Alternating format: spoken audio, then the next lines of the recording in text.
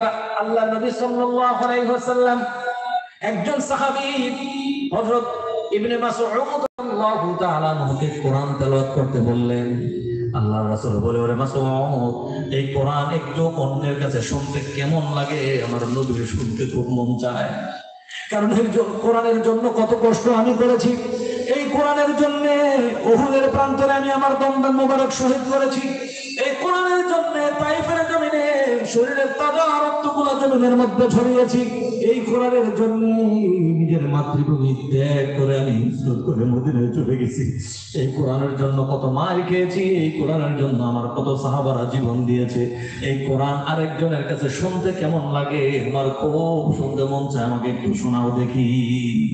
আল্লাহ রাসূল বলতেছে, এই কোরআন আমাকে শুনতে মন চায়, অথচ আজকে আমাদের এই কোরআনের প্রতি কদর নাই। সেই নবীর উম্মত এই কোরআনের প্রতি কদর নাই। এই কোরআনের মার্কাজ মাদ্রাসার প্রতি আমাদের কোনো কদর নাই। আওয়াজ করে বলেন নাকি ঠিক কিনা ভাই? এই কোরআন তো এমন কিতাব রে ভাইয়ের আমার, যেটা শুনলেও সওয়াব, দেখলেও সওয়াব, তাকায় থাকলেও সওয়াব, ধরলেও সওয়াব, সম্পর্ক রাখলেও সওয়াব। চিল্লায় বলেন ঠিক কিনা? কারণ এই কোরআনের মর্যাদা এত, কোরআনের মর্যাদা এত, কোরআন যেখানে সমস্ত জায়গায় সেখানে দামি হয়ে গেছে। কোরআন মক্কায়, মক্কার দাম বেড়ে গেছে। কোরআন মদিনায়, মদিনায় দাম বেড়ে গেছে। কোরআন আল্লাহ পাক রব্বুল আলামিন তার যে ফেরেশতা জিবরাইল আলাইহিস সালাতু ওয়াস সালামের মাধ্যমে অবতীর্ণ করেছেন, সমস্ত ফেরেশতাদের মধ্যে আল্লাহ পাক ওনাকে শ্রেষ্ঠত্ব দান করেছেন। এই কোরআন আল্লাহ পাক তার পয়গম্বর মুহাম্মদুর রাসূলুল্লাহ সাল্লাল্লাহু আলাইহি ওয়াসাল্লামের উপর অবতীর্ণ করেছেন। সমস্ত নবী রাসূলদের মধ্যে আল্লাহ পাক ওনাকে শ্রেষ্ঠত্ব বানাই দিয়েছেন কোরআনের পক্ষ থেকে।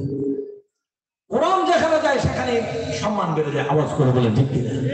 অথচ এই কোরআনের মাদ্রাসার প্রতি আমাদের কোনো সম্মান নাই, শ্রদ্ধা নাই। নিজের সন্তানটাকে মাদ্রাসায় দিতে চাই না। স্কুল ইউনিভার্সিটিতে পড়াচ্ছি, প্রিয় ভাইয়া আমার, স্কুলে পড়ার, ইউনিভার্সিটিতে পড়ানো আমার আপত্তি নাই, কিন্তু কমপক্ষে ফরজ কোরআনটাকে সহিহ শুদ্ধ তেলাওয়াত করাটা শিখান। না হয় কাল কিয়ামতে আপনার এই সন্তানগুলো আল্লাহ তাআলার কাছে গিয়ে বলবে, আল্লাহ ওয়াকালাল্লাযিনা কাফারু রাব্বানা আরিনাল্লাযিনা আদাল্লানা মিনাল জিন্নি ওয়াল ইনস। আজকে আপনি আমাদেরকে জাহান্নামে পাঠাবেন। এই নিম্নে জাহান্নামে যাব না। যেই মা বাবাগুলো আমাদেরকে কোরআন শিক্ষা দেয় নাই, কোরআন শিখতে উদ্বুদ্ধ করে নাই, ওই মা বাবাগুলোকে আগে আনেন, তাদের ঘাড়ে পাড়া দিয়ে তাদেরকে সহকারে নিয়ে জাহান্নামে যাবেন। নাউযুবিল্লাহ, নাউযুবিল্লাহ। জোরে বলতে ইচ্ছা করলো না ভাইরা? কত বড় কথা! আপনার এই কলিজার টুকরা সন্তান আপনাকে নিয়ে কাল কিয়ামতে জাহান্নামে যাবে। এই জন্য একটা সন্তানকে হলো মাদ্রাসায় পড়ান। হাফেজ কোরআনের বাবা হওয়ার স্বপ্ন দেখেন, হাফেজ আলেমের বাবা হওয়ার স্বপ্ন দেখেন, কপাল খুলে যাবে, কপাল খুলে যাবে। কথা বলেন ঠিক কিনা? রাসূল বললেন, ওরে মাসউদ, একটু কোরআন থেকে আমাকে তেলাওয়াত করে শোনো, আমার খুব শুনতে মন চায়।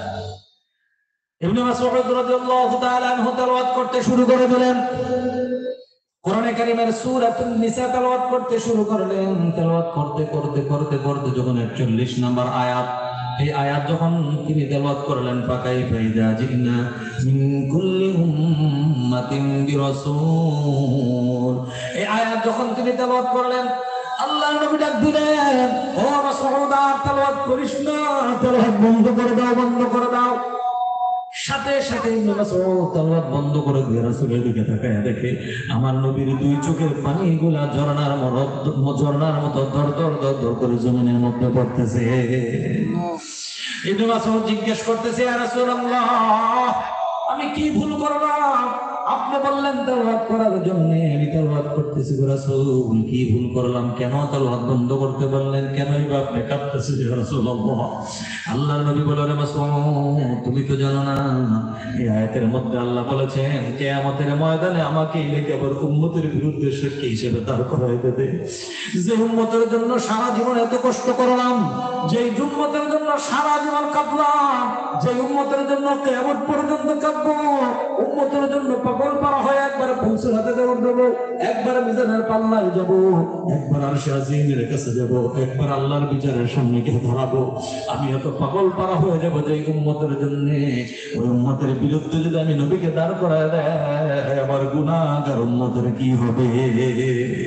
আমার গুনাহগার উম্মত কার কাছে যাবে? আর তেলাওয়াত করিস। এই জন্য প্রিয় ভাইয়ের আমার, নবী যদি আমার বিরুদ্ধে সাক্ষী হয়ে দাঁড়িয়ে যায়, আমার বিরুদ্ধে, আপনার বিরুদ্ধে যদি আল্লাহ তাআলার কাছে যদি আল্লাহর নবী যদি মামলা দায়ের করে, আমাদের উপায় থাকবে নাকি? এই জন্য নবীকে নিজের পক্ষে বানানো